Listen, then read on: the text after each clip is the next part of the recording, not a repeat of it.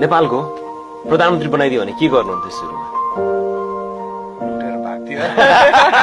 होइन apart from other jokes होइन म त्यो प्रधानमन्त्री हुने लायकको त छुइनँ जस्तो लाग्छ होइन तर भएको भए सायद सानो सानो कुराहरू चेन्ज गर्थ्यो होला किनभने अब ठुलो कुरा चेन्ज एकैचोटि अब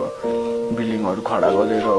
बत्ती सत्ती ल्याएर भन्दा पनि होइन सानो सानो मान्छेलाई सजिलो हुने कुरा पोलिसी वाइज जस्तै एयरपोर्ट गयो एक्जिट कता भनेर गाह्रो छ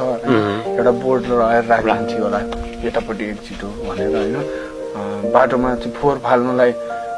यसो बिनहरू राखिदिन्थ्यो होला होइन त्यस्तो त्यस्तो सानो सानो काम होइन सानो सानो काम गर्थ्यो होला